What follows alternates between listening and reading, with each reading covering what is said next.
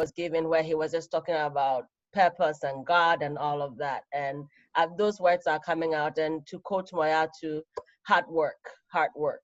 And so in the context of that, when I think about what we do at AWDF USA, we are doing hard work, and we are doing, the work that we do is purpose driven. One of the things that has become very big for us at AWDF USA is this idea of amplifying the voices of African women and girls in the diaspora, particularly, but of course, extending to the continent and everywhere. And so, you know, just gathering in this space is to be able to bring life, bring purpose, just bring a reminder and bring solidarity and allyship, and stand in partnership, you know, to really shift narratives, to really shift stories, to really equip each other, to empower each other, to also inspire and engage each other, to really bring out the giftings that we all have, the potential that is innate inside of us, to nurture them, to harness them, to unleash them, and to thrive, and to really let the world know that what they say about who we are as Black people, about who we are as African women, as Black women, is not what they need to be hearing. And so we are here to shift those narratives and to just show up being whole women, bringing our whole selves to everything. And that is what we are on the journey of doing at AWDF USA. And to be able to do that in community, rooted in a strong and healthy foundation of sisterhood, is exactly what we are embodying and reflecting here. So I will leave the rest to Auntie Abby. Thank you, Mommy. Oh, well, thank you. You know, there's not much more else to say. You know, we live in a world where frequently what gets valued is things that look like large, grand gestures. And so unless you take part in it and open yourself to it, there's, it's hard to explain how valuable something like this is. Of course, ideally, we would like to be sitting on somebody's sofa, on somebody's floor, chilling with a communal glass of wine rather than individual cups of tea. But the truth of the matter is also that were it not for this moment, we would not have strategically thought of expanding something that we do once or twice a year to the regularity with which we're doing this. So we've seized the moment, and in seizing the moment, we've learned something valuable about what we can do for ourselves. And, you know, Moyatu and Ma may have heard this story, but I don't think you have, so I'll tell it. Because it was something simple like this at Rutgers that changed the experience of being a Black woman at Rutgers for me. Many of you might have heard her name, the wonderful feminist, Black feminist historian, Deborah Gray White. She wrote, her most famous book is the book named Aren't I a Woman? But she's one of the groundbreaking historians of African-American women's life. And she came to Rutgers, it's been, you know, almost 30 years now. I was already there. I remember I had got tenure, it was the year after I got tenure. So I'd returned, I'd been on leave the year I got tenure. And I returned and was living in New York. I had an apartment in New York. I was just moving in.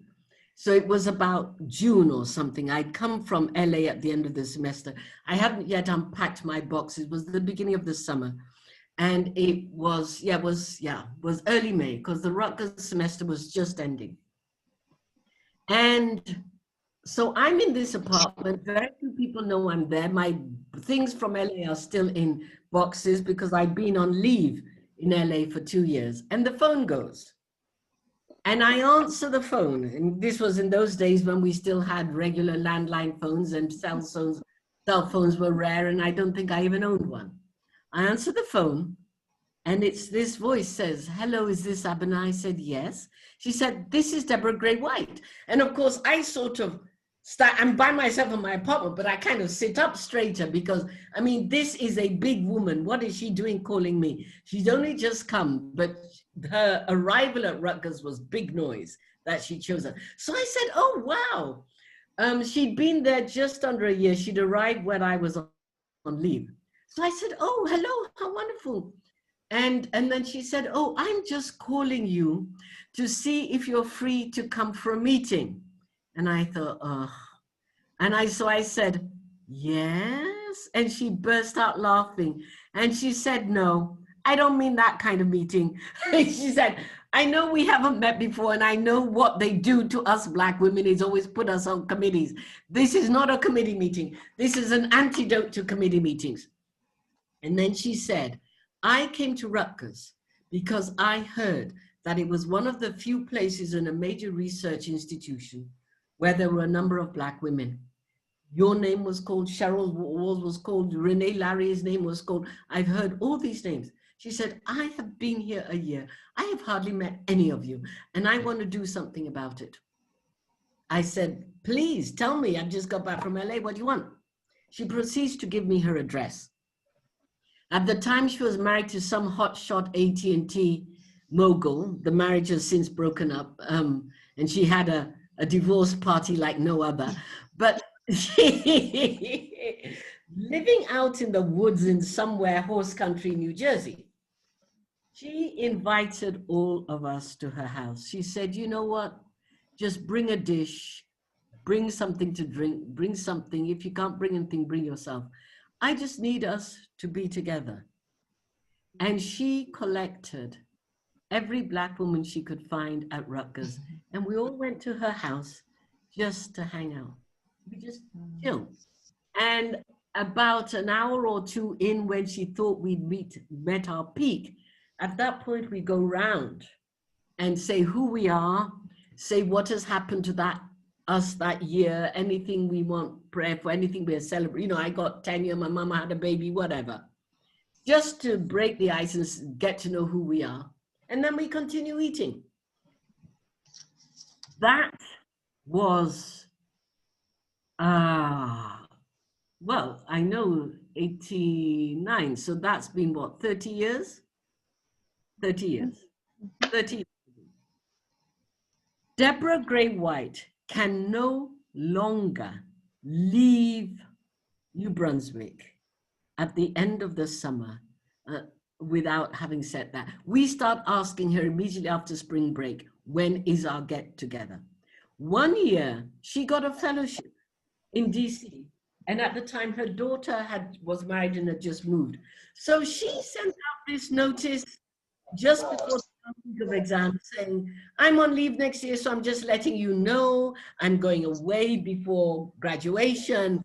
Bye, you all, have a good summer." The protests she got, we all wrote back and said, "You can't do this to us." And she had to stay an extra week so that she could have the get together. That is to say, we learn to appreciate, even though it's only once a year, having once a year when we get together as Black women in this strange space. It has since spread to not just Rutgers, but Princeton and NYU. It's spread to sort of those of us in the tri-state area. But we value it, we treasure it, we look for it. We know we're going to see each other.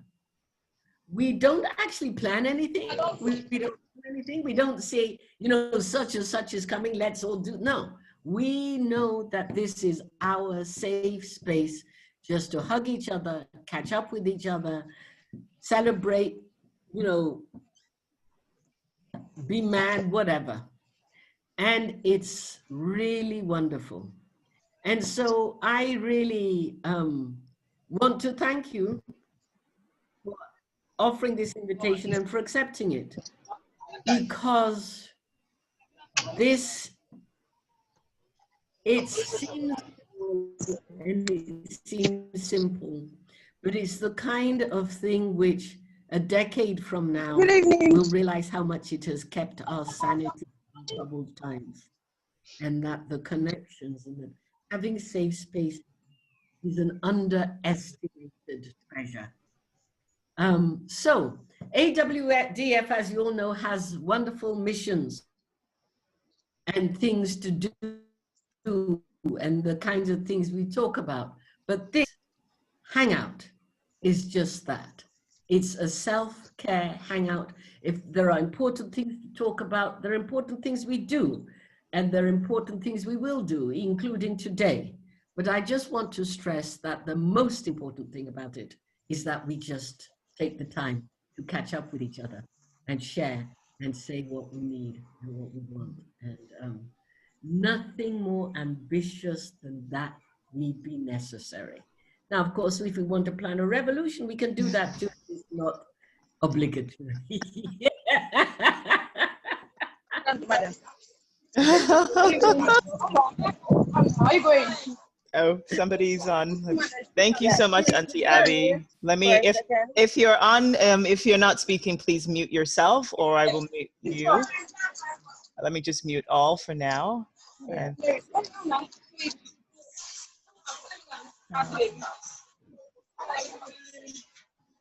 Okay.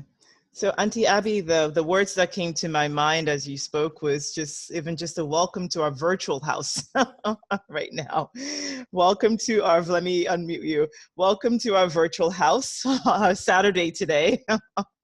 But those are the words that came to mind for me as you spoke. And this is our safe space. And again, today, you know, we just really wanted to catch up. And given that we are not too many on the call today, I think we'll just do a round introductions, just let us know your name, where you're currently located, your country of origin, a little bit about yourself, and then we'll go into small groups just to check in. Right, this is quite informal today. So I will, again, I'm gonna unmute so that whoever wants to start can start, and then if you're not speaking, just unmute yourself as well. So maybe we'll go around. Betel, I'm hoping I'm pronouncing your name correctly as well. So if you want to unmute yourself and just start. Where you are, how you're doing. Just welcome. Thank you. Yeah, so my name is Batel, and I am currently in Claremont, California. So that's in Southern California, a very small, predominantly white, elderly town. We know how it goes. And I am from Ethiopia, but I grew up between different countries in Southern Africa, and my family currently lives in Ghana. Yeah, and I graduated in May. Valerie Otieno, who's also on this call, is a very, very, very good friend of mine. And it's very good to see you all. It brings me a lot of joy to be able to share this virtual space with fellow African women, with my sisters. I totally hear what you said in terms of like, this is an underestimated pleasure, for sure. So thank you. Thank you and welcome. Dear Dr. Adjoa, you're next. If you're unmuted, yes. Hello, everyone. So I'm Adjoa Dugar. I'm based in Brooklyn, New York, and I'm Ghanaian. And so my background is actually sociology and public health. I'm also a family physician. So yes, definitely, I really treasure having time to connect with my fellow African sisters. And actually, before social media, me and some of my fellow girlfriends of African descent, we actually would have like a like a meetup every few months, and just kind of like we would have food and wine, and we'd even do book clubs. And so yeah, it's definitely such an important opportunity to share space and just kind of connect and keep up with one another, as there's so much going on in the world today, trying to get to, or to adjust to this new normal, within this COVID-19 pandemic. So yeah, so it's definitely been a rough time for, I'm sure, many of us. So good to be here. Yeah. Thank you, Aja. I'm gonna go to Priscilla, but I know Mommy called you another name, so I need to know. It's Nah. Okay. Hi, Hello, Nah. well, Mommy called me Na, and I've known her since what, 2020? Gosh. Yeah, 2010, 2011, yeah. Goodness. Yeah, a decade between us. And she's the reason why I'm here. And she actually offered me my first job out, like, after I graduated. And yeah, like I wouldn't have been able to, like, make my rent without her. And just, anyway. So that's my sister for life. But so I live in California. I actually live in Diamond Bar, Bethel, which is like 12 minutes away from Claremont. Yeah, wow. Exchange. Yeah, I'll give you my number. Yeah. And what else? My background is in law, and yeah, just this is such a refreshing space to be in, to just, have no agenda outside of just being in each other's company. It's very refreshing. Now it's studying to take the bar exam, just so you know. So send some love to her. We're sending you some prayers and some good energy. Thank you. Thank you. All right, next up is Gbemi.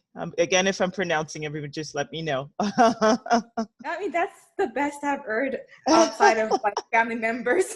Thank you. It's usually Dini, anyways. Oh gosh. But my name is Gbemi Daniyan. I am from Nigeria originally. I live in Rancho Cucamonga, California, which is in the vicinity. So I'm excited to see other doctors in the area.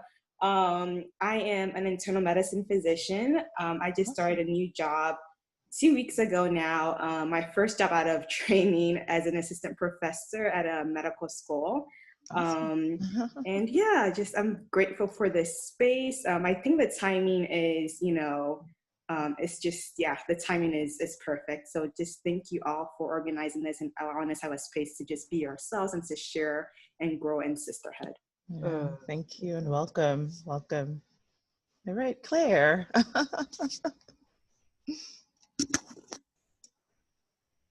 Hi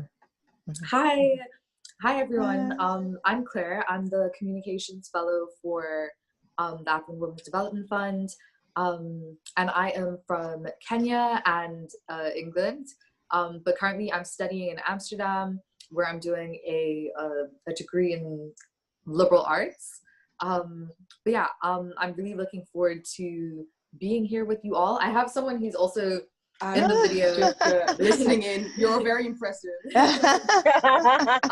also, I suppose, if there's a story that I have about sisterhood and I suppose like gathering in a place of like safety for like Black women, it would be like when I first arrived at the school. Luna was one of my friends who very purposefully sought me out to be like, can we please have dinner? And this was just kind of like a standard thing for like all the Black girls at our university. There's not that many. We're very few, but so just like creating those spaces I think is so important, which is why Luna is cool here today as well, like listening in and contributing. So I'm very excited to be talking to you all, and I'm excited to be here. And Claire, where are you now, actually? So I did, So I you did made it go out. back to my apartment in Amsterdam, after 3 corona tests, and they didn't even ask for them at the airport. So they didn't even, so when I was flying, they didn't even ask for them, even though they said it was a requirement. They didn't even ask for them at the airport. So you know, Nairobi, Nairobi Airport, Valerie, I can imagine you know about these experiences as well. But you know, we're here now, so that's what I'm grateful for. Good. I'm glad you made it out on time. All right. Inde, I'm not sure if I'm pronouncing. Yes. Inde Kamara. Yeah. Yesin. Okay. Yes. Hello, everyone. Just like Priscilla, I'm also here because of Mom. I'm Yasin. I'm from the Gambia originally, but I am in Montreal, Canada right now. I go to McGill and I study. I'm going to my final year at McGill physiology. That is the all about me for now. Yeah, and I'm so glad to be here. Thank you, Mom, for this privilege, I can say, to be among you great women. I mean, I have a lot to learn from you guys, hopefully. All right. Welcome, Yasin. Martha. Hi. My name is Martha, and I'm a Resource Mobilization and Fundraising Fellow at AWDF.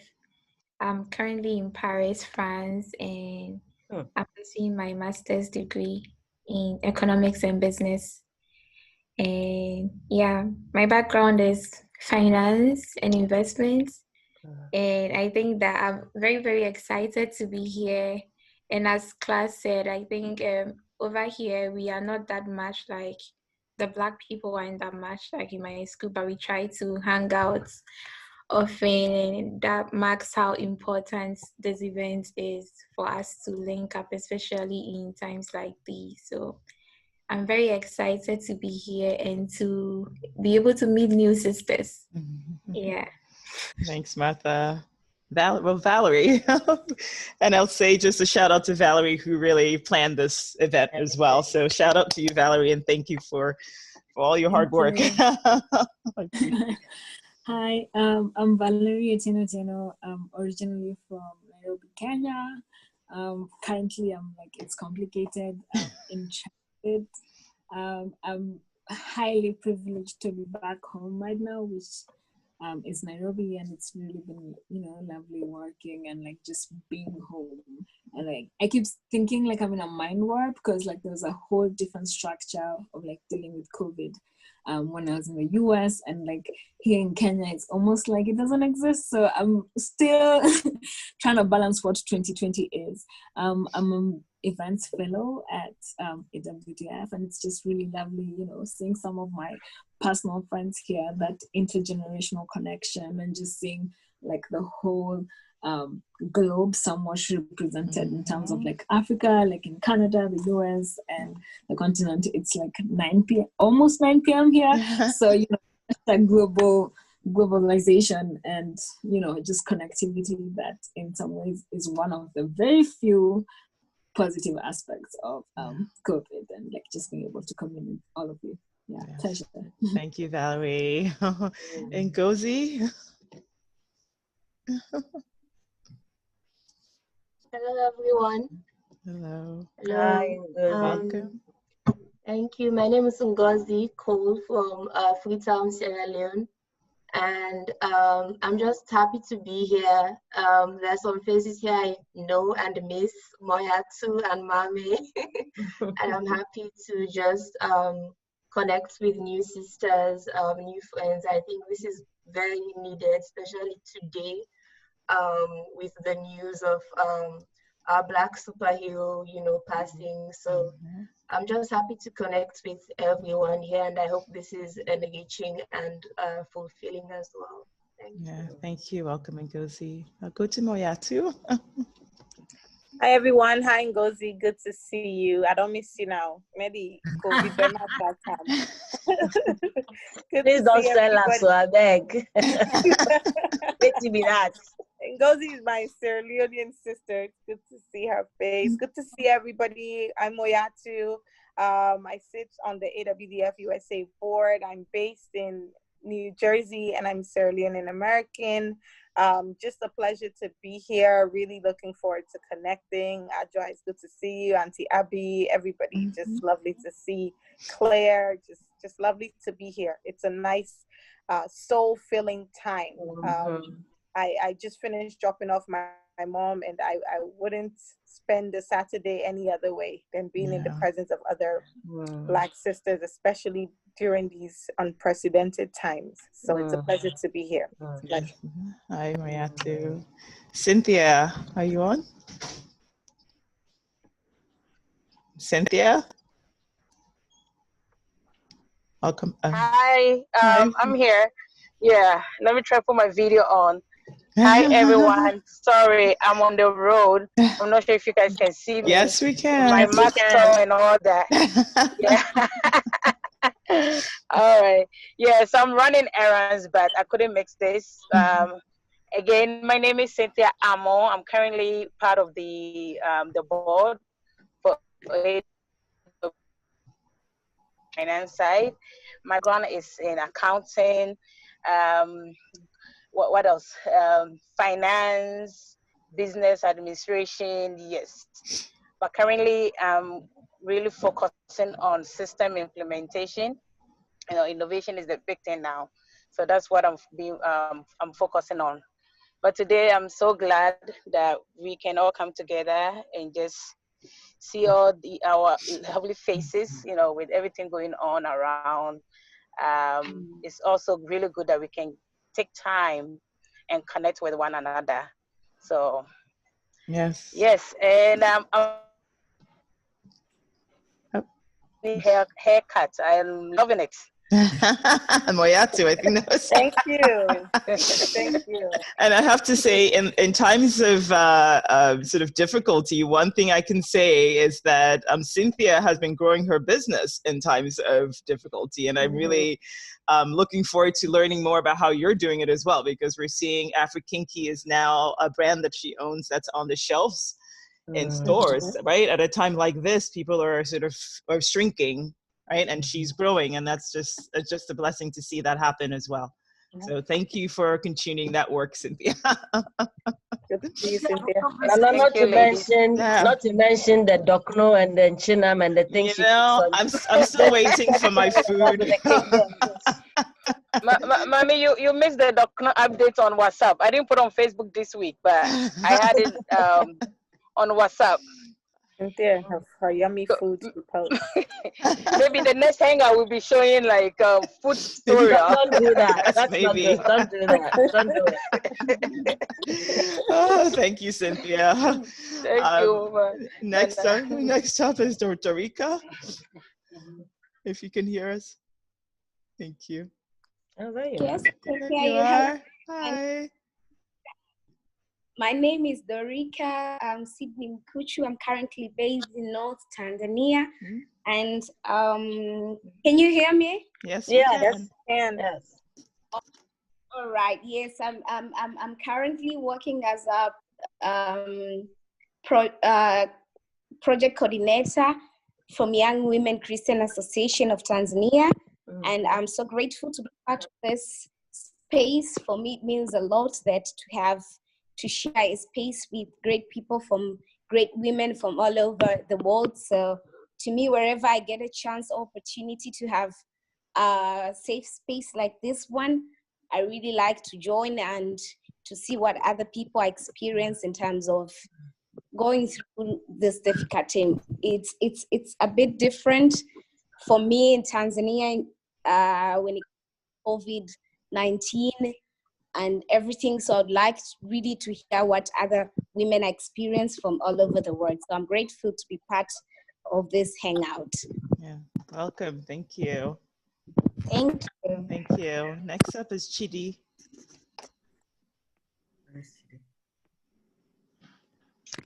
Hello, good evening, everyone.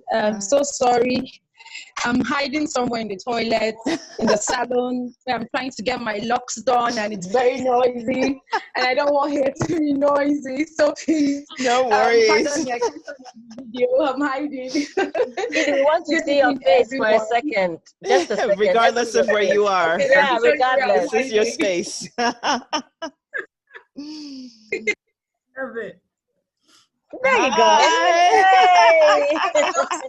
Looks good.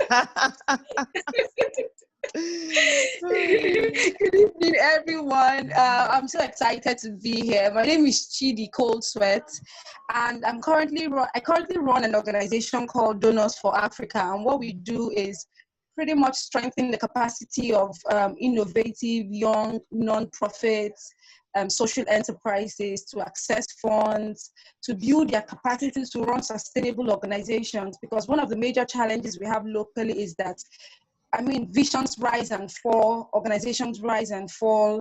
1 minute someone is leading change in FGM, and tomorrow they are no longer there because of institutional challenges. So our organization has the vision to strengthen more nonprofits, to access funds, to get the knowledge they need to grow those social enterprises. And I mean, the results so far has been really, really amazing. And Mame has been instrumental to all the support she has given to us every time we call on her. So I'm really excited to be here. I'm excited to connect with people. I made that my deliberate decision in 2020. I'm coming out of my shell. Hey, I am breaking, I'm running away from everything holding me back so that I can connect with more women and get to know other people in other parts of the world doing phenomenal things. So thank you so much for having me, and it's a pleasure to be here. Thank you. All right, welcome, Chidi.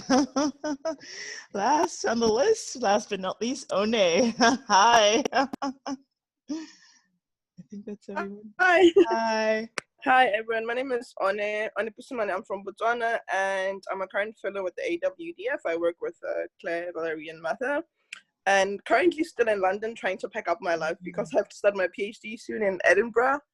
And yeah, I think for me, the AWDF, I enjoy working with the women and just learning a lot. And I think it's a privilege to just be surrounded by strong women who, are so passionate about the kind of work we're doing, trying to amplify our voices. And I think I find it an empowering space as a young woman who's also just passionate about gender activism. So it's very wonderful to see that, the organization is very forward about what the work they're doing and exclusively for women. And I think that, I just love it. Mm-hmm. And I think I'm trying to figure out a schedule so that I can still continue working with them, because it's just an amazing space. Yeah. So that's me. Thank you so much, One, and happy packing and moving. Oh, I know that's complicated. It's not nice. I don't like folding clothes, so just roll them and fold them in the bag, right? Then I have to sit on the back to close it. But thank you. Thank you for coming. So I didn't get a chance to introduce myself. I'm Nana Ofuswama. I'm here in New Jersey as well. I am currently, after being out of college or grad school for 20 years, I decided to go back to school again. So from engineering to business, I've been in education for the last 10 years, and I'm actually getting my doctorate in education, looking at innovative technologies used in education. So, and I just came back from a sort of 2-day trip at the beach with my little niece and my cousin and her niece. It was really nice to have family time. We haven't seen each other. I realized my cousin, who lives 20 minutes away, we haven't seen him for 6 months, right? So we decided that to just take a chance and just gather at the beach, which was really nice. So just coming back from that. So what we're gonna do now is just kind of break up into small groups. Yes? I don't know if Auntie Abby introduced herself. Actually, yes. Even myself. And you, yes, it's true. So, Auntie Abby. Well, thank you.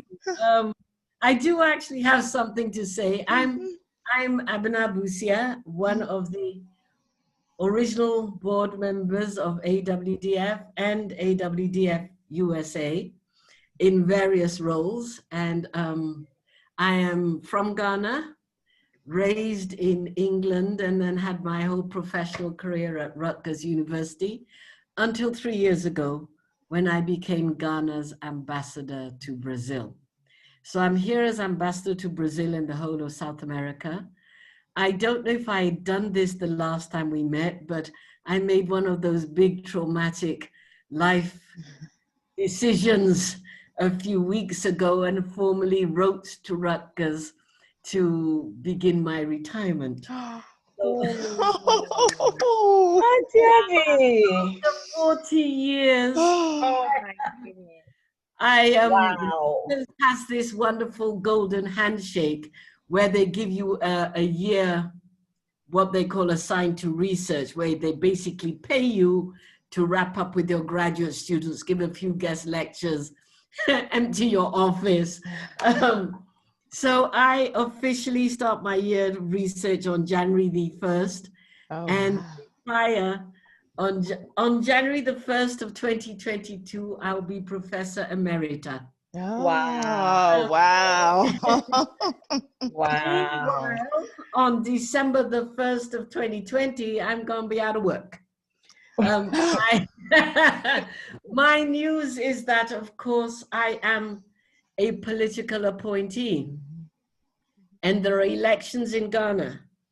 So all 35 of us appointed by President Nana Akufo-Addo have now received our recall papers. We are all to be back in Ghana by the end of November, and we do not know what happens after that. You know, I'm being bold. I've made the decision that I will take myself to Ghana, but I will not pack my things. Wow. I won't say a formal goodbye for various reasons. Put it this way, we serve at the president's pleasure. But as you don't tell the country that you've left, basically the way it goes in the diplomatic world, the new ambassador hands in the letters of recall of the old ambassador.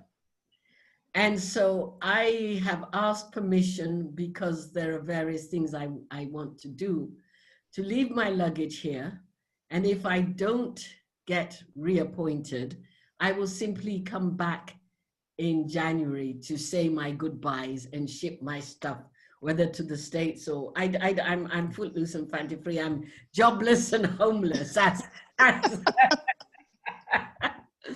But you know, we will wait to see what the president does. There is a possibility that I will continue on, but I don't know. But I've decided I will wait until I do know, because this year has been such a blip that if I'm not reappointed, I'm going to come back and have a vacation before I ship my things out. So my last day in Brazil for the time being will be about the week of the 4th of November. The elections are on the 7th of December. And we will know after the 7th of January if I return. I mean, I would like to return because there's been so much left undone this year. But very few people know it yet. I'm telling you, my sisters. But yeah, I am among the 35 people that has been called home. We need to go campaign, make sure he wins again. So I'm not quite sure what next year looks like. I might be back. I might be in New Jersey. I might be back in Accra. I might be doing something else. I have no idea.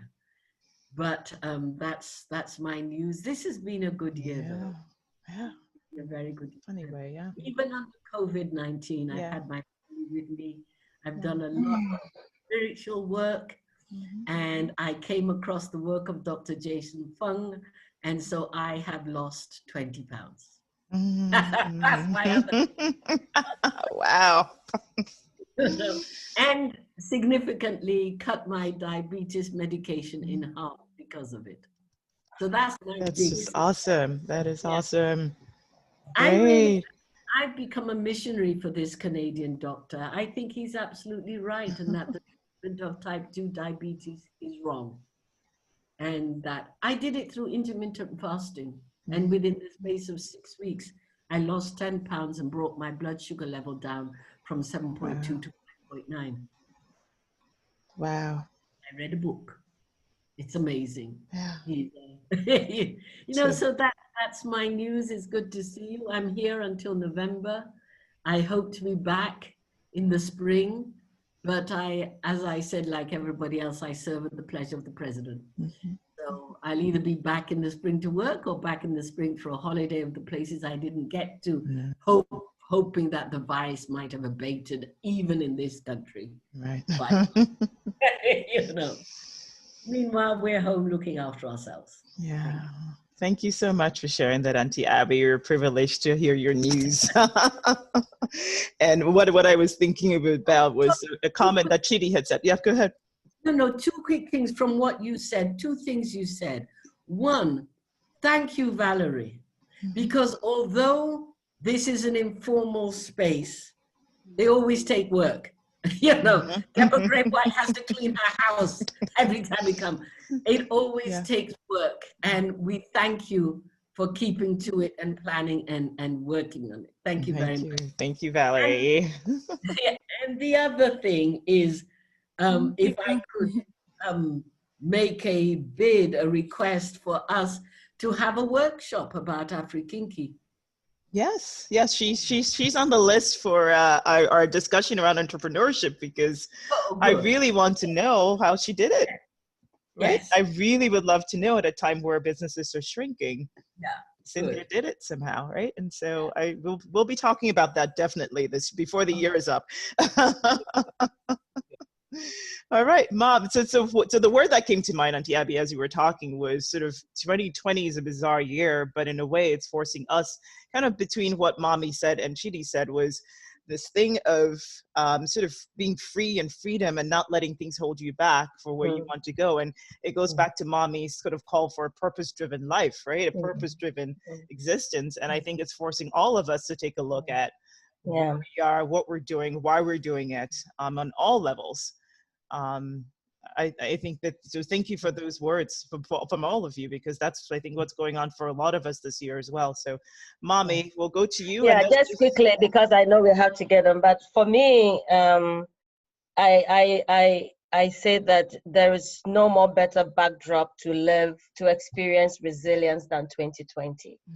So 2020 is just a year of resilience. And for me, when I think of resilience, they are just challenges eclipsed by opportunities for growth, for transformation, and for progress. And, you know, I often think of that song. There's a Christian song like Afflictions Eclipsed by Glory, right? That is what I look at 2020 to be like, and I sit in that moment. And just for me, you know, when I think of sisterhood, I have been experiencing sisterhood on so many levels. I think of my relationship with Auntie Abby, and you know, all of us, we call her Auntie Abby because that's what we call her. Like, even when we are in like professional settings, and I'm like, Auntie Abby, and I'm sure they are looking at me like, what is wrong with this African woman calling her Auntie Abby? But just experiencing sisterhood on so many levels. So I think of Auntie Abby and what she means personally to me, and how she holds all of us at AWDF. I watch how she, you know, in a very, very crafty way and diplomatic way, how she got me to like be where I am now. So I currently serve as the board chair of AWDF USA, taking after and taking over from Auntie Abby. And then I think of, you know, some of you on here from the Moremi space that I've known for so long. I think of my relationship with now, and even I think of like some new ones. Yesterday, I had a 2-hour conversation with Yasin. Just 2 hours. Just talk. There was no agenda, nothing. And I didn't know Yasin from anywhere, but you know, she was looking at something we're doing because she's a MasterCard scholar and I'm in that space. She was just checking things out, and she was like, oh, and she had the courage to write to me. So we were just laughing about it. She was like, when I was writing, I was literally shitting in my pants, like literally, you know, to use a very crass word. But I was like, don't worry about it. I have the same thing. So I was, Auntie Abby, she's the one I was saying that I was talking to somebody about you. She's the one I was talking to. So for me, at the end of the day, what I see is that I'm here to steward relationships, And the word that comes to me, which Chidi used, is about being intentional, about how you see people, how you are there. Sometimes you don't even have to say anything. It's just by showing up.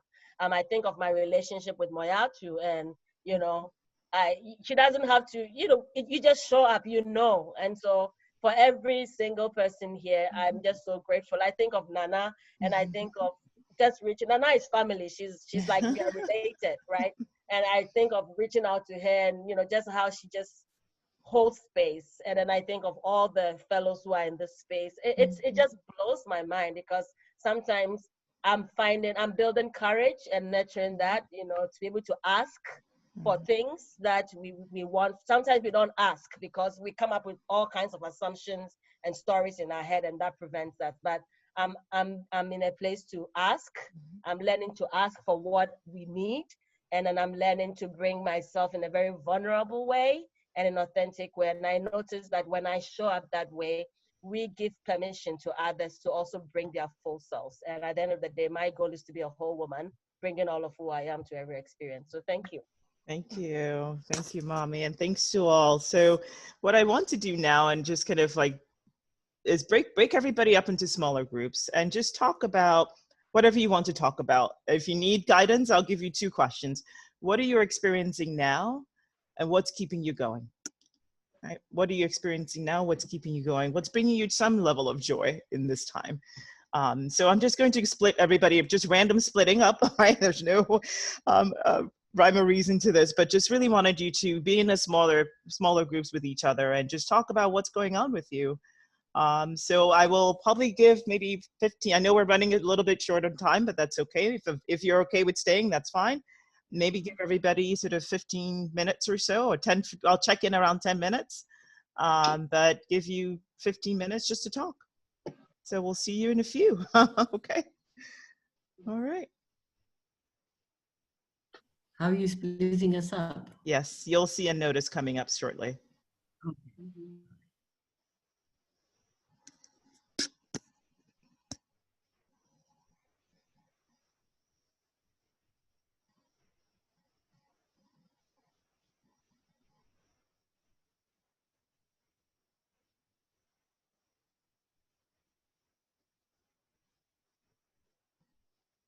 I'm going to come in myself.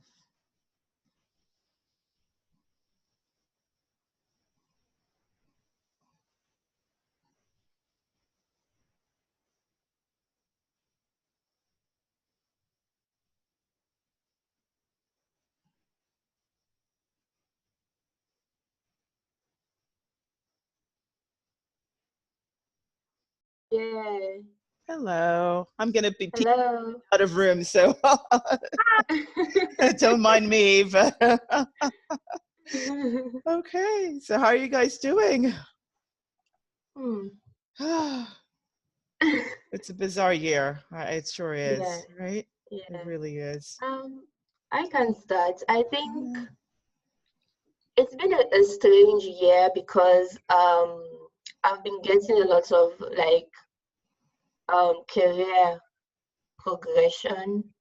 And so I went freelance as an independent consultant last year in August. And it was initially a very rocky road, but then as the months go by, it's become better. So it's been very interesting because we are in a pandemic and there's a lot going on. But I'm also kind of doing well on the side in my career. So it's been a roller coaster of emotions as well. And yeah, it's just like up and down, kind of on most days. What do you think is helping your independent consulting work? And I may come to you for advice because I'm in this space of like transition as well again, right? But what do you think has made it work for you? Yeah, I think networking has been huge because most of the leads I've gotten are from people who knew of my past work and who knew the organizations I worked for. And so it's just as you go to the next one, someone recommends you and refers you to someone else, and you just make those connections. And it's also just being open to possibilities. I've turned down a few, just making sure that you don't get spread too thin. Otherwise, it can get very overwhelming. But just making sure that I'm focusing on things that I feel like I can actually help and make an impact. But I would say networking has been very, very key for me. Yeah. Now, Beto, how about you? I'm doing, well this morning. just because this is like definitely the highlight of my weekend. But I can definitely relate to Ngozi, and also Ngozi, I love your head wrap. Just gonna put that out there. That's beautiful. It was last minute, so thanks. It looks super good. It does not look like last minute work at all. No, it does not. And, right? I can definitely say that I relate to Ngozi in the sense of like it being a roller coaster. So I graduated from my undergrad program in May. I realized that I didn't really talk about like what I'd studied, but I studied environmental analysis and Africana studies, and still looking for paid work. It's easy to find, you know, volunteer work, unpaid work, obviously, and oftentimes that's the kind of work that aligns with my interests in social justice. So even when Auntie Abby was like, let's plan a revolution, I'm like, I'm here, I'm ready. I've been ready. Yeah. Yes. But also looking into grad programs, just because it seems like being a student, even if it is mostly virtual, seems like a pretty smart decision right now. So I'm looking into some programs in Canada. So it was interesting. I was keeping an ear out for people who were saying they were studying at like McGill, Canada.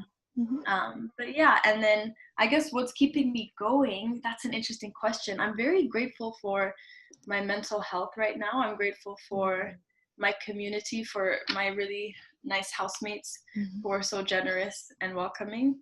And family support. My family's been very patient and encouraging. So that's very good. And how about you? Yeah. So I'll go a little bit. I'm currently, let's see, 2 years ago, I got laid off from work, which was actually oddly a blessing. Because I was actually on my way back to school anyway, even though I could have done this program technically working, but it wouldn't have allowed me to be more expansive as I've become again. And I actually live with my sister and her children. One of them has special needs. So it's actually been perfect because she's a physician. She has to go to work. And unfortunately, she did get COVID from patients and stuff. So for a month, the girls didn't see her for a month. She was in the house, but they couldn't see her for a month. So I think it was this odd blessing that I'm around. And I actually, my classes were virtual last semester as well. And I'm in the process of doing my research.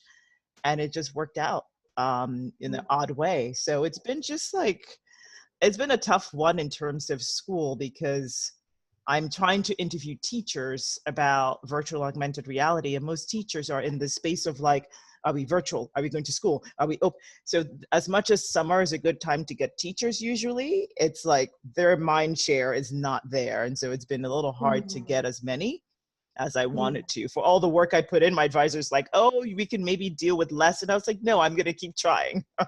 Because for all the work I've put in the last 2 years, I don't want to just interview a handful. Right? I want more. But again, I want to be also open to the possibility of also wanting to be done by the end of this year. So, but other than that, what's kept me going is just, but my nieces, the older one can be tough, but there's just a moment of joy that she has where she's just super happy, or we're riding a scooter and she's out like both laughing and screaming and just having those moments of just being a kid again, right? Teaching them how to skateboard and like ride a bike and, just silly things like that. I'm like, let's go paint today. And just being around them is giving me a time to also take a step back as well. And one thing I started to do this year, which is funny, is just something I grew up with in Ghana, which is my dad had a telescope. So we would look at the planets in the sky, and literally I've been trying to get my nieces involved, and we were at the beach this weekend. It was a little clear, and I was like, look, there's Jupiter right there next to the moon, and they're like, and so realizing that, we are on planet Earth, we're part of a larger universe, and we don't even know half of how it all works. But it's fascinating for us to look outside of humans, right? Just to see what's happening. And all the planetary motions that are happening this year are also quite unusual. And I'll leave it at that. So it's actually been fun. It's been fun to just kind of reconnect with other things that I've always been interested in again. So yeah. What's your research on, if you don't mind? So I'm looking at the diffusion of virtual and augmented reality into preschool to grade 12 education. So looking at teachers' experiences of adoption and integrating this technology into their practice. It's kind of, it's new technology, I know that, but I wanted to look at what the sort of early adopter teachers were going through. So it's a cross between my sort of engineering and technical background, my business, and looking at this from education perspective.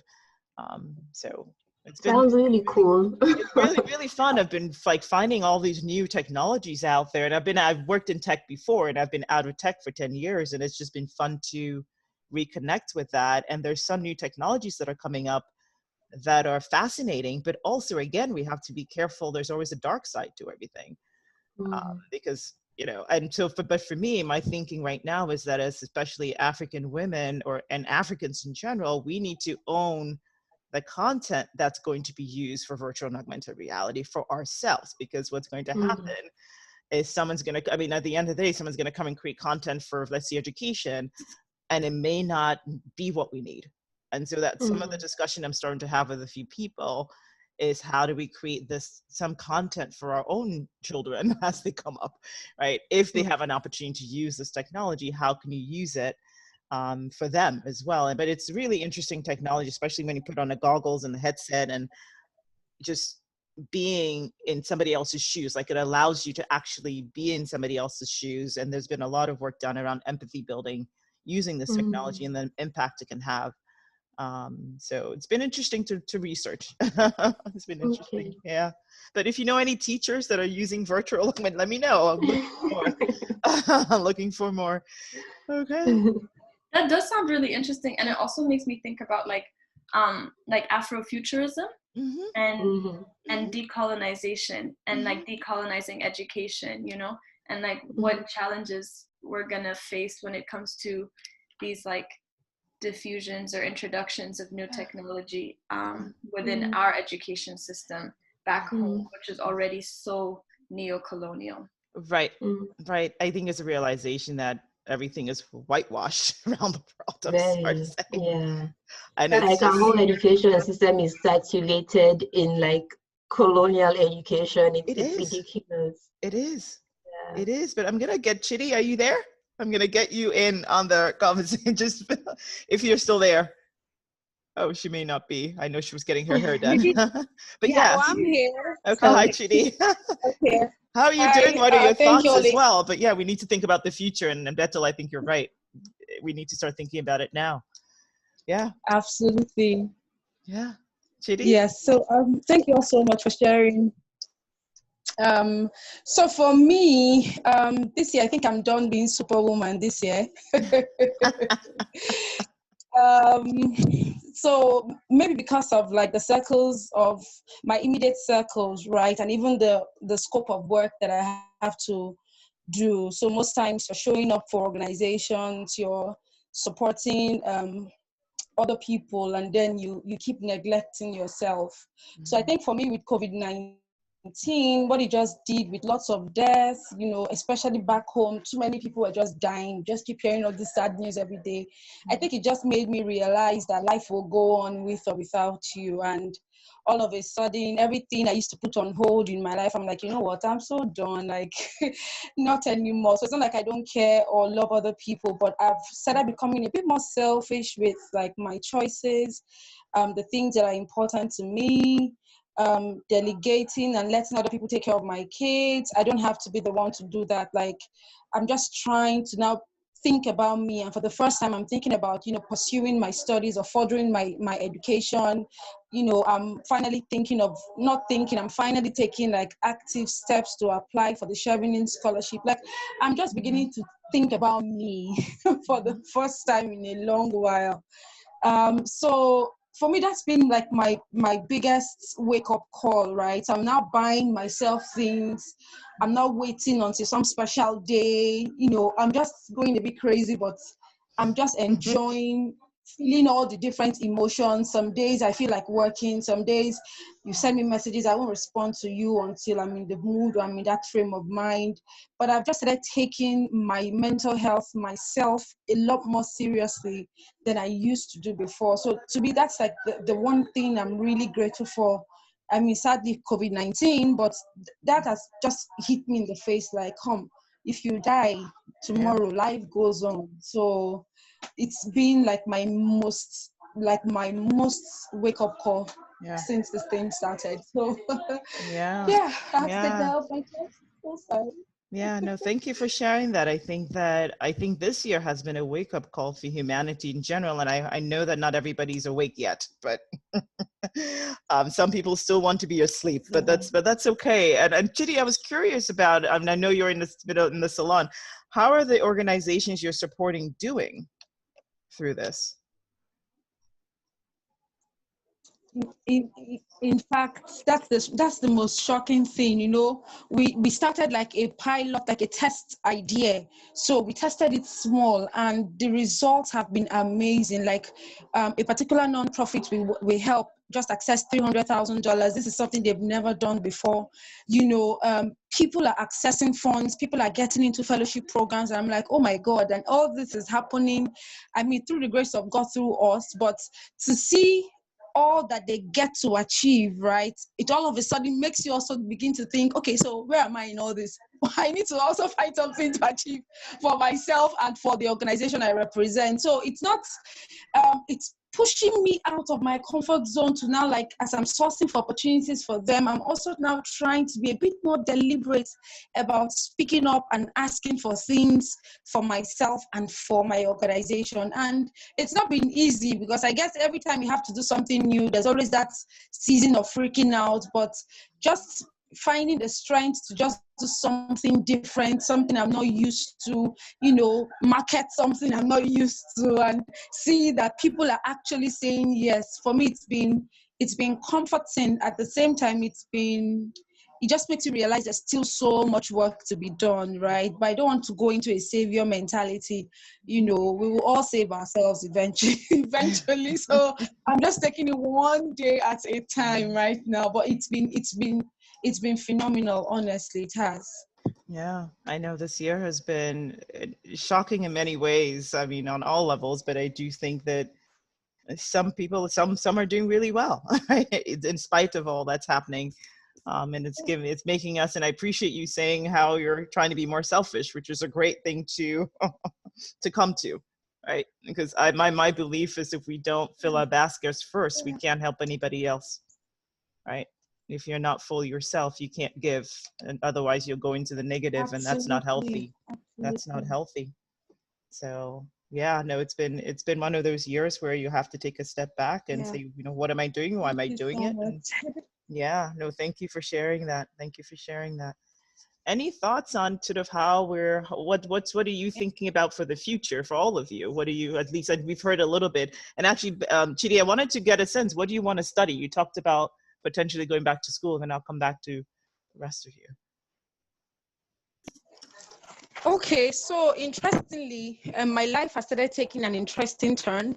All of a sudden, I'm finding that, okay, so I got drafted into the African Youth Front on Coronavirus by the AU, and you know, I keep getting drafted into this leadership position. So all of a sudden, I'm beginning to find that probably this is something I was designed to do. I'm just becoming more tilted towards accountability for governance, leadership and policy. And as we're working on the SDGs, right, what are the policies? How are policies formulated? I'm beginning to get interested in those things. So what I'm looking to study is any course around, I'm still doing my research, but courses around accountability, governance, leadership, and then of course, policy design and policy implementation, which is like, for me, the most important part. So that's just pretty much what I've been like thinking of lately, right? On how to make that switch all of a sudden from SDGs to like governance and leadership. And I'm even looking to put together a conference this year. And I you know, someone mentioned intergenerational conversations. And for me, I've been having sleepless nights around why do we have all these phenomenal women in leadership? I mean, the likes of Okonjo Iweala and so many of them. And then there's such a huge gap between that generation and like our generation and what we're achieving. Like, where are the young people? Where are the activists? We just sit behind our phones and we're like insulting government, but we're not doing anything. Unlike that generation that would come out and scream and shout. I don't know if things have changed, but it's been like a burden. Like, I want to have that intergenerational conversation around leadership. So that's just what's been running around this my little head for now, you know. Yeah, no, that's thank you for saying. I mean, that's definitely something that's been on our minds at AWDF USA, is how do we keep the intergenerational space going? Because you're right, and I don't know, I don't know what the answer is in terms of what's happening now. But maybe people have gotten very comfortable in what they're used to. I don't know. But yeah, it's like, I feel like it's time for a revolution. I'm not sure where it's going to start from, right? Because I do believe that the old systems are going to crumble down. At least what I'm seeing in the US, they're going to have to crumble down at some point. Yeah, I also feel like we don't really have a choice, and I totally agree with you, Chidi. I just feel as though there's definitely a gap. And I think for the older generation, they feel as though for us, we just kind of like on social media, you know, hashtagging and making things go viral. And I think for us, we feel as though they have failed us. And so there's really a lot of space for conversation and healing and collaboration. And I think we just need to get over ourselves on both ends and find a common ground and just work together. But it's definitely a huge gap that I've seen. Yeah, and it's funny that you just said that, because literally my niece told me that yesterday, that she felt that the older generation has failed, and she's only 11. She said, you guys have failed us, but look at the environment and look at all the stuff. And at the end of the day, there's this balance, right? Because my response to her was kind of like, well, you won't have what you have now if the other generations hadn't paved the way, good or bad, right?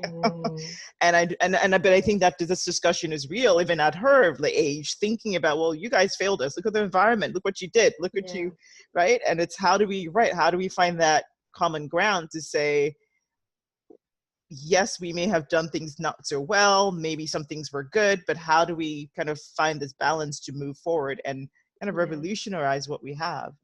But that's funny that you just said that. I'm thinking we are also going to be the older generation, by the way. Yes, no, I feel that already. I'm already part of that, on you guys, right? But I'm going to actually have everybody back to the rooms. We are 1 minute left, but let's see what happens here if I do this. Everyone has a minute. Okay. All right. And I thought it'll wait for me to say I'm joining. Never mind. We'll have to see if everybody comes back. Okay. All right. Yeah, but it's been an interesting year.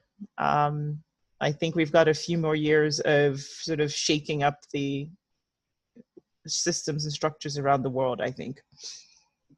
Yeah. And I think this is just the beginning. Will ever go back to the same? No, I don't think it will. I don't think it would. I really don't. Yeah. I don't think we should. I don't think we should. What was before. This is definitely a time for change. And we see it happening in the continent as well as the diaspora. Yeah. And I wonder how we can leverage the resources on all the ends to make that change, Yeah. Yeah. Okay. It's very complex. Very, very complex. But I think you're going back to Chidi's discussion, the policies needs to change as well. Starts with that. Yeah. Welcome back. Okay, we're back. All right. Okay, so thank you for spending a few minutes together, and just wanted to roundtable just what some of the discussions were about, how people are doing, and just kind of what came up for you. So just any of the group members can just start to just share, just not going to formally go around, but just share what came up for you as you talked. We talked a lot about just various self-care practices that folks are employing and deploying in their lives at this time. some of the things that came up, like Cynthia was saying, she just learned how to, she's learning how to play basketball, partly for fitness reasons. And you know, she said her children think she's playing with them. For her, it's more so a selfish gain than anything. So that was, you know, just, I think we all share that. Mame talked about how she's been walking, just continuous with her walking practices of self-care, but also just like prayer and spending time and being intentional, spending time with God. And I shared a similar view just about just prayer, and also this idea of pausing in this time and having deep intentional moments of pause. Valerie also expresses ideas just of gratitude, right? Like how just sometimes we just have to take a step back and think of, okay, like things are going well for me. You know, they could be much worse happening, right? And just reflecting on what is working well and what is going well in our lives and what's happening. And so, yeah, we also talked about just this notion of how much change is happening as well for each of us, and what that ultimately means for how that change is perceived, and how sometimes people will show up to your old self and you're no longer there. That's and right. be able to, right? And sometimes also not feeling like you have to explain the change. That's right. You're gonna That's have right. to adjust to what's Yeah. happening, Yeah. and adjust. And so I thought that was really, really Yeah. powerful. I don't know if Mame or Yeah, yeah. I mean, that was a point I was making, that, you know, sometimes people want to relate to you based on what they knew of you, and they don't want to connect to who you are being in the moment. And I think of, like, in scripture, when they were like, is this not the carpenter's son? You know, like, just looking at him, like, is this not the carpenter's son? It's like, oh, it's just the same person that we know, right? And so really refusing the labels, refusing the boxes that people would want us to be in. And Moyatu talked about it from the perspective of, it's okay to change your mind. You can change your mind. And, you know, you don't have to explain to anybody. Just, you know, just be, you know. And for me, that has become very big for me, that I'm not going to let anybody put me in a certain box, but I will thrive and grow, you know, in a very healthy way as I need to. So. Oh, thank you. Thank you for sharing from your group. Any other group want to share? Yes, go ahead. Yeah. Go ahead, Yasin. For us, it was amazing. We discussed, is it Bemi? Sorry. Yeah, spoke about why it's so important to let yourself be in the moment and just feel your emotions. If you feel like crying or you feel like you're not feeling great today, just accept it, and know that is how life is supposed to be. And life isn't supposed to be like, you can't be strong always. You cannot be showing up all the time. So there will be times that you have to step back and just be in the moment and be with yourself. And we also spoke about the demise of Chadwick Boseman, and how we all feel about it. It was shocking news for me personally, and knowing that he had cancer all this while and he's been struggling with it. I don't know how many people know about it, but I and most people that I know is complete surprise that he had cancer, and he was struggling with this for like 4 years, and now he just passed away. And why it's so important for us to be kind to people, because you don't know what someone else is struggling through, what they're going through, what are their struggles, what are their battles, how did they wake up. So being kind to people, even if you don't agree with them necessarily, or even if you are not the same, no matter where they come from, who they are, you know, what they have, just being kind because of that is who you are, not because of who they are or how they treat you. And we have Auntie Abe with us. She was, I mean, obviously sharing her wisdom with us in all of these topics. And it was truly inspirational for me personally to learn from Priscilla as well, and Mimi and Auntie Abe. And I've been trying to process the entire emotion, the demise of Chadwick. So like sharing it with the group was so helpful for me actually. I needed to just let it out for some reason. So thank you guys for like listening to all I had to say. And yeah, I don't know if any of you want to add to that, if I forgot something.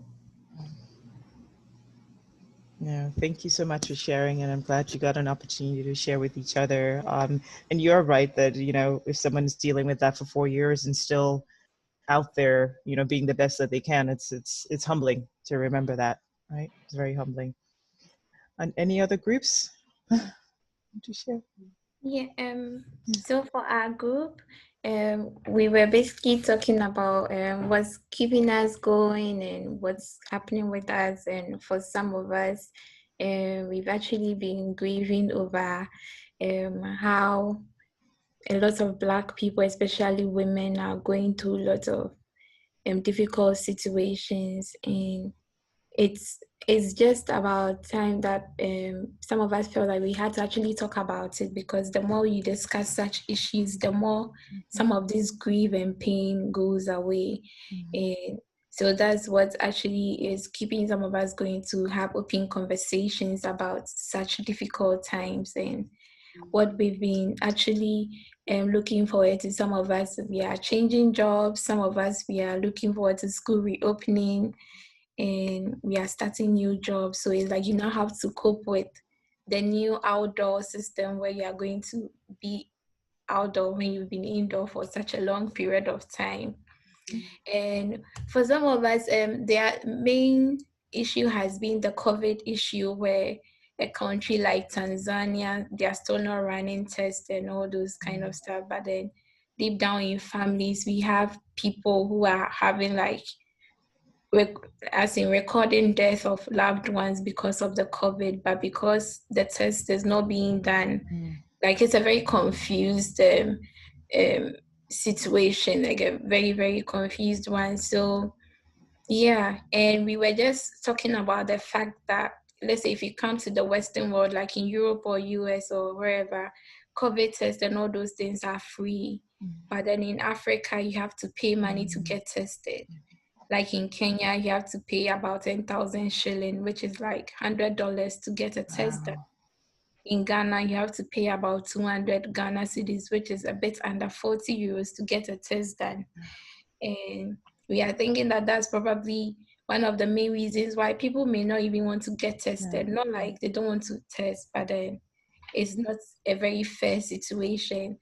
And we were also discussing the fact that, like, why can't you just go to your country and visit your family if you have a negative COVID test results? Because for some countries like Ghana and Kenya, when you go, you have to still be in quarantine for like 14 days in a specific hotel, which is like you're paying like $100 a night. And for the 14 days, you could have just stayed back home. And so these are some of the things we were discussing, and we are just hoping that as time passes by, all these things will work out fine. And some of us are looking at going back home in November and December. And so we just hope that things will be fine for everybody, and we just don't remain here. Yeah. Yeah. Thank you for sharing. And I think I'll share for our group, and anybody can come in as well. I know we had a lively discussion. I think that, you know, a few things that sort of echo what everyone has shared is really around this level of shifts that everyone's going through on a personal level, right? So some of us shared glimmers of hope and light. You know, in Gozi, you were sharing about how your personal consulting, your independent consulting is growing.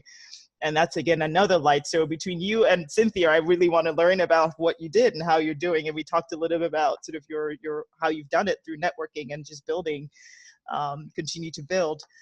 We also talked about, I know Bethel was sharing about how, you know, she's looking at new opportunities for schooling at this time where you may be able to do more virtual school. So does this then open up a new realm of education, even if it's higher ed or for younger children?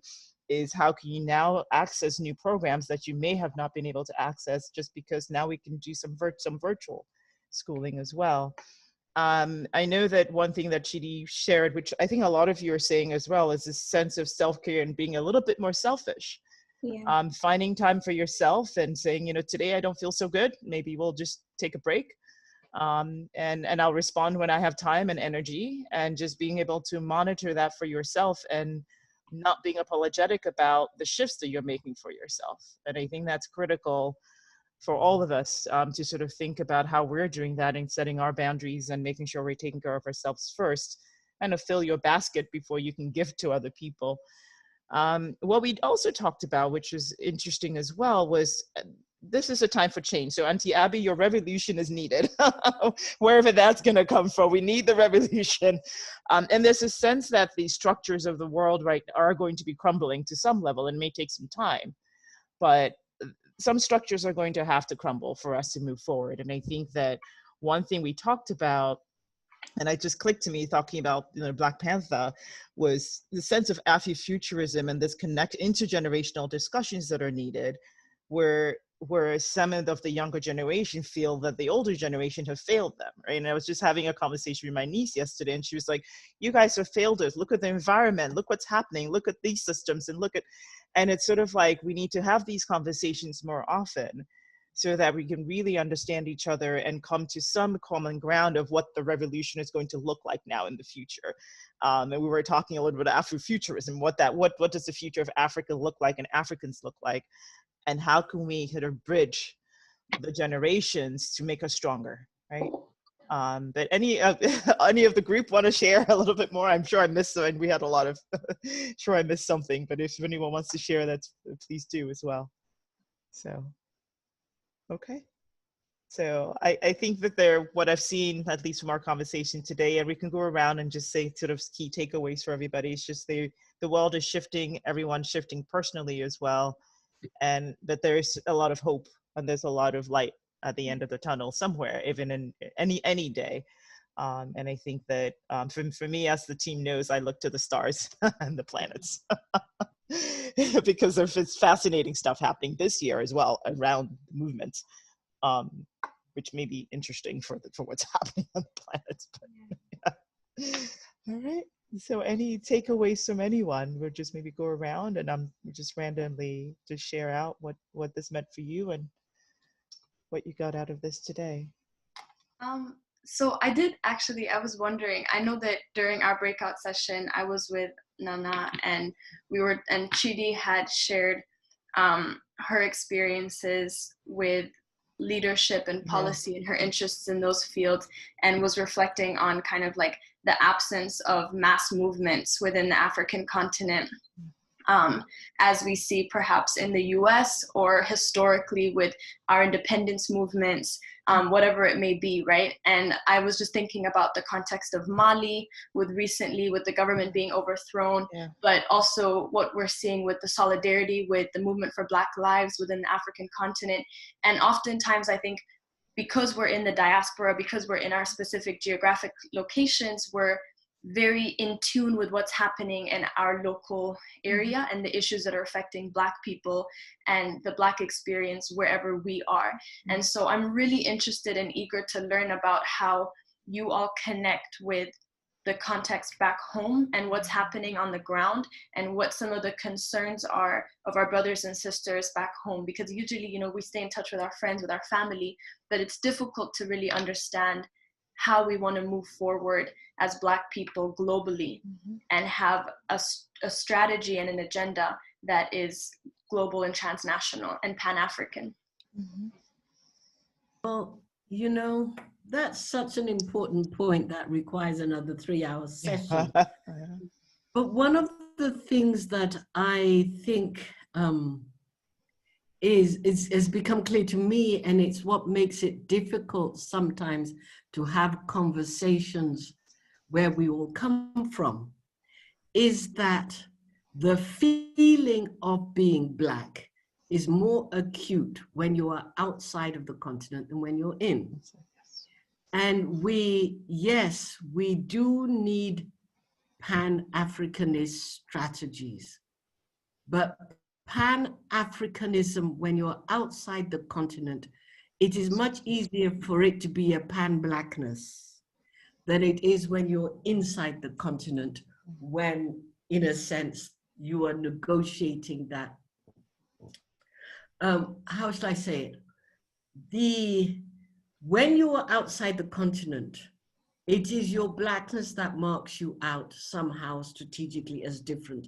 And that can give a solidarity, which sometimes is facile, sometimes it's real, but it's much easier to call upon than the notion of, you know, blackness reads different. Blackness sometimes doesn't read, you know, so what? You're black, right? You know, and so that means that a Pan-Africanist sensibility needs to be much more conscious and strategic and radical from inside the continent than it does from outside the continent, when what it can just sometimes be a matter of survival. And am I my brother's keeper? Yes, because this policeman who's standing on his neck might come and stand on mine.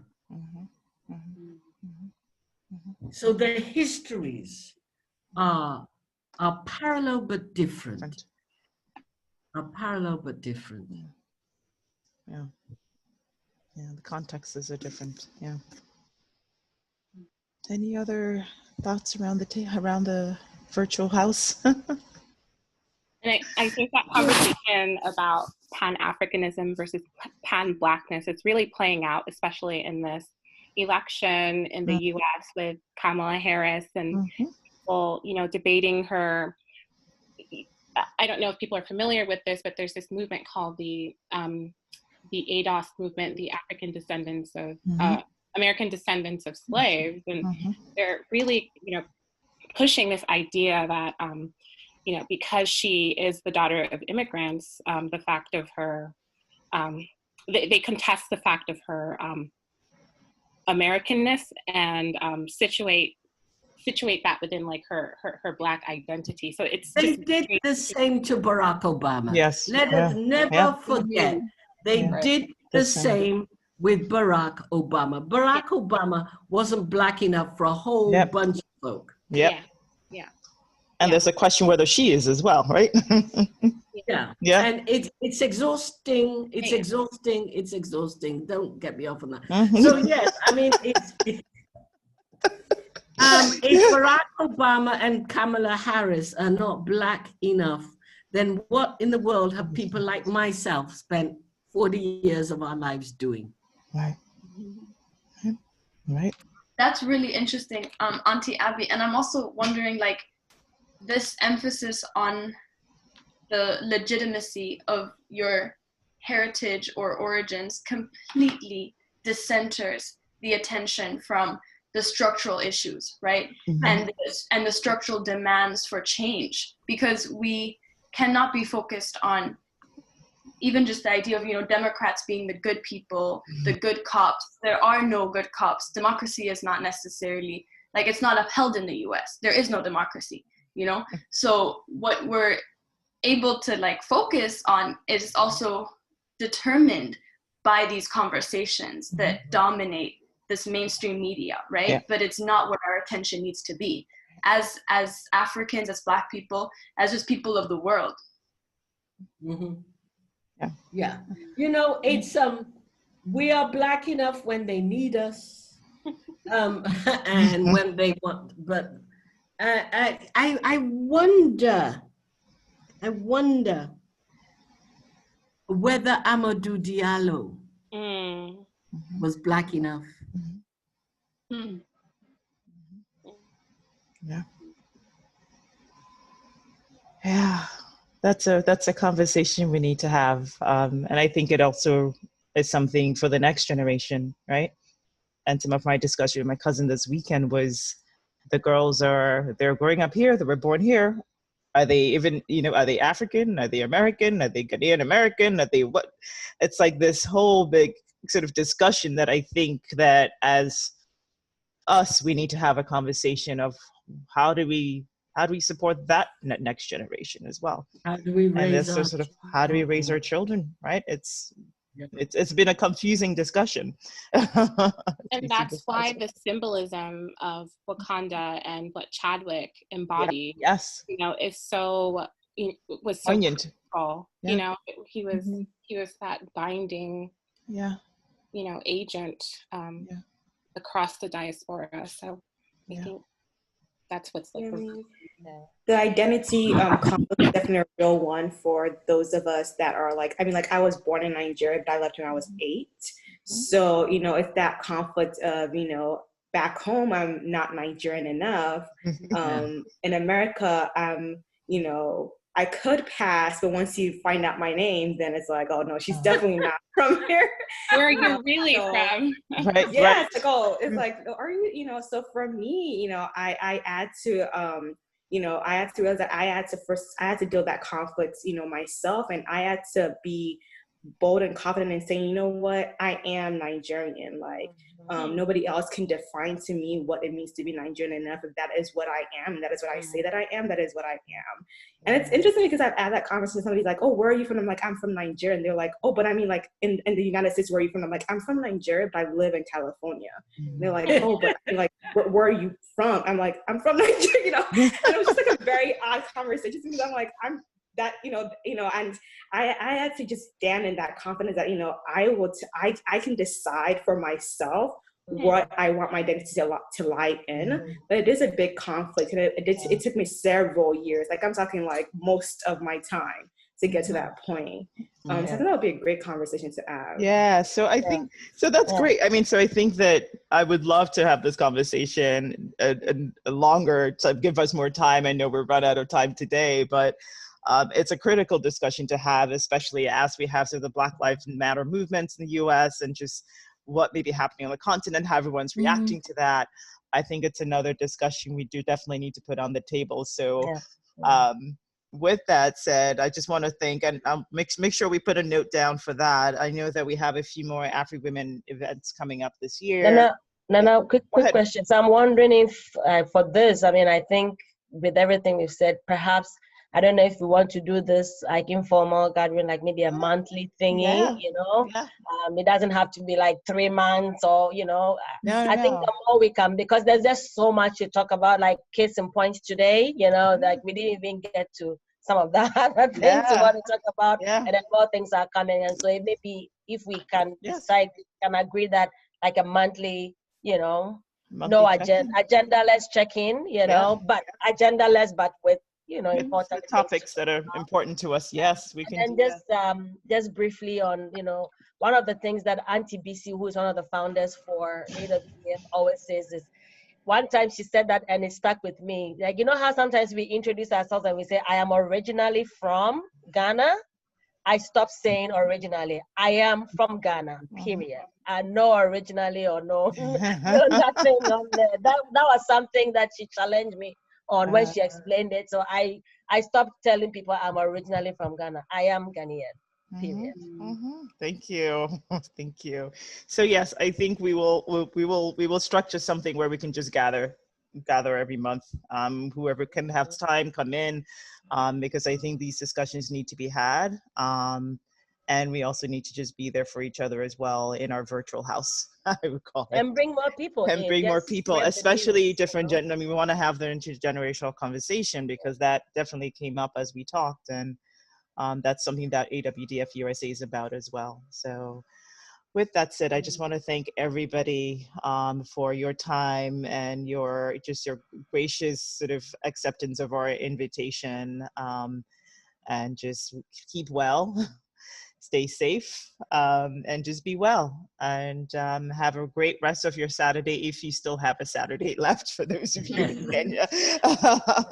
I know you're straight to bed for some of you, but thank you so much, and we'll be in touch. Until next time. Until next Bye, time. ladies. All right, thank you so much. Thanks, ladies. Thank you, everyone. Bye-bye. Bye. Bye. Good to see ya. Bye. Bye.